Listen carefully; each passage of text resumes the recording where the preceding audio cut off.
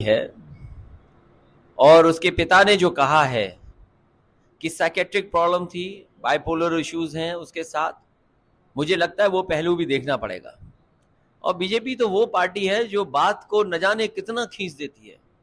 आप बताइए, पत्रकारों को क्या दोष था बलिया में? क्या पत्रकारों को दोष था? पेपर किसने लीक किया? प्रशासन की जिम्मेदारी थी।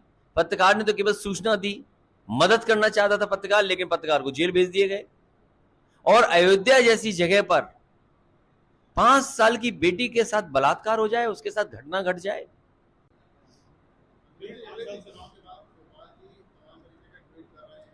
उन बातों के लिए आपको समय नहीं व्यर्थ करना चाहिए।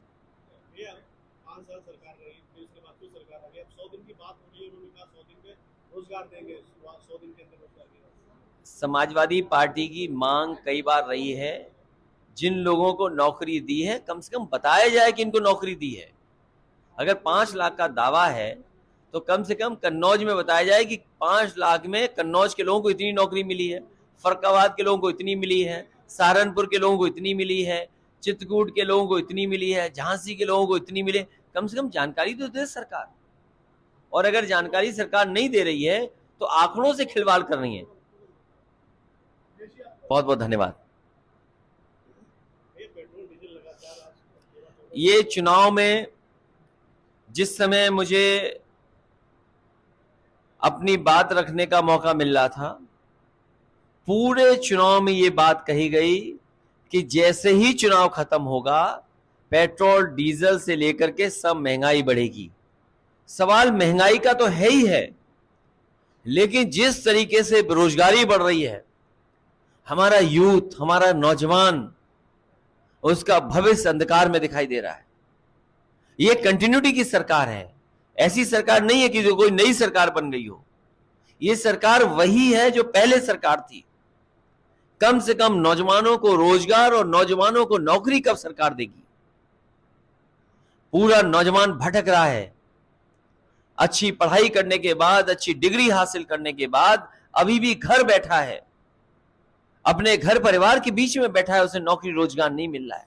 जहां महंगाई की मार है, वहीं बेरोजगारी की भी बड़ी मार हो रही है। और सुनने में तो ये आ रहा है कि कई नौजवान इतने निराश हो गए हैं कि वो आत्महत्या करने तक तैयार हो गए।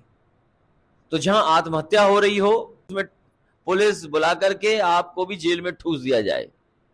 और दुख तब है जब किस तरीके से उस पत्रकार के बच्चे रो रहे हैं, परिवार के लोग दुखी हैं, उसकी मां कितनी दुखी है सोचिए।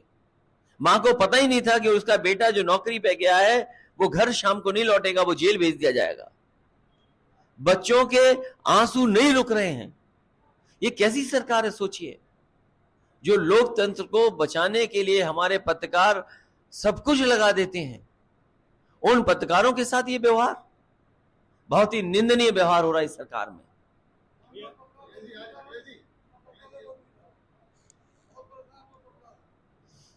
अब आप भी लड़िए, हम भी लड़ेंगे, आपका साथ देंगे हम। मुझे खुशी है कि उन्होंने लाल टोपी नहीं पहनी, लेकिन लाल टोपी की जगह कोई और टोपी पहन ली उन्होंने। जो लोग टोपी को बुरा भला कहते थे, आखिरकार क्या परिवर्तन आ गया कि खुद टोपी पहननी पड़ गई उनको। लेकिन केवल टोपी पहनना नहीं, सिद्धांत पे खड़े रहना कैसे करेंगे? भारतीय जनता पार्टी के लोग कम से कम उस सिद्धांत पे कैसे खड़े होंगे कि लोकतंत्र बचाने के लिए समाजवादियों ने लाल टोपी पहनी। समीक्षा होगी, कार्यकर्ता जो कहना चाहेगा वो कहेगा, और जो कमियां होंगी उसको दूर करेंगे। कन्नौज वैसे भी बहुत पुरानी राजधानी रही है, सम्राट हर्षवर्धन के जमाने में राजधानी रही है। कन्नौज अलग नहीं हुआ, कन्नौज समाजवादियों के साथ रहेगा।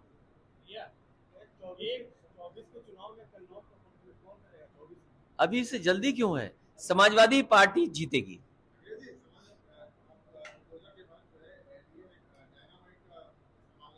किस चीज का?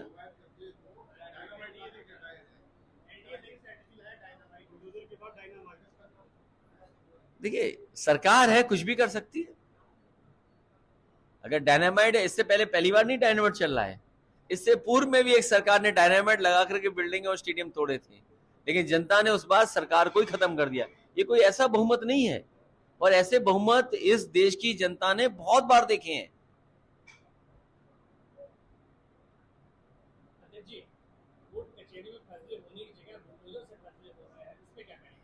समाजवादी पार्टी कानून पर, संविधान पर भरोसा करती है।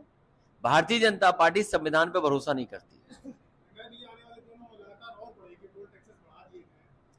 महंगाई बढ़ेगी, बेरोजगारी बढ़ेगी, ये बड़े सवाल है जिसका जवाब भारतीय जनता पार्टी को देना चाहिए। नमस्कार, मैं हूं मानक गुप्ता। अगर आपको हमारा ये वीडियो पसंद आया हो तो इसे लाइक और शेयर जरूर करें, और हां, हमें सब्सक्राइब और फॉलो करना ना भूलें ताकि आप देश और दुनिया की कोई खबर मिस ना करें। तो जुड़े रहिए हमारे साथ और देखते रहिए न्यूज़ 24।